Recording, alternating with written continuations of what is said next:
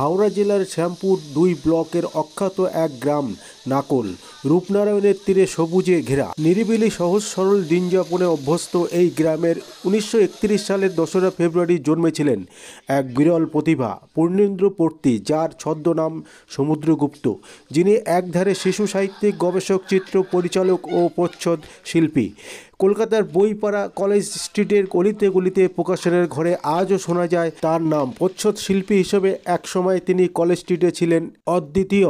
বাংলা চলচ্চিত্র সত্যজিৎ রায়, ঋত্বিক ঘটক, মৃণাল সেনের পরেই উচ্চারিত হয় তার নাম। স্ত্রীর পত্র ছেঁড়া, তমসুখ এবং স্বপ্ন নিয়ে ইত্যাদি ছায়াছবি তার প্রতিভাকে উৎসাহিত করেছিলেন। আসুন দেখে নেব সেই চিত্র। আপনারা দেখছেন নিউজ নদিয়া এক্সপ্রেস। চ্যানেলটিকে সাবস্ক্রাইব, লাইক, শেয়ার এবং ফেসবুক পেজটি ফলো করুন আর দেখুন নিউজ নদিয়া এক্সপ্রেস।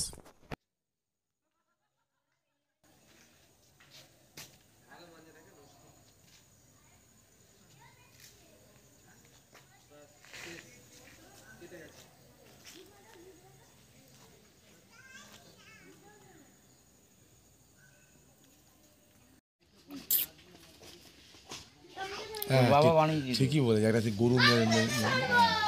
গরু মেরে ফেলছিল। তখন তুমি আমার থেকে বড়, আমি একটু ছোট, আমার অতটা জানি তোরা তো জ্ঞান নেই। আমার কি মনে আছে, আমার যেটা আগে এই যে মিস্ত্রিটা করেছিল আমাদের হচ্ছে আমার দাদু সম্পর্ক আছে, গাছটাকেও নিয়ে নেবে মা বাড়ির লোক।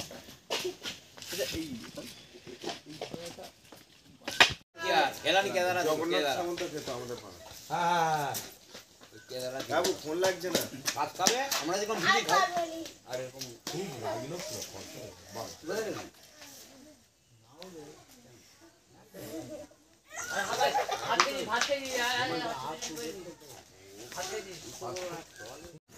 দাদা, পূর্ণেন্দুবাবু নাকুল গ্রামে জন্মেছে, কি বলবেন? দেখুন, পূর্ণেন্দুবাবু নাকলের গৌরব। নাকল গ্রামে জন্মেছেন উনি,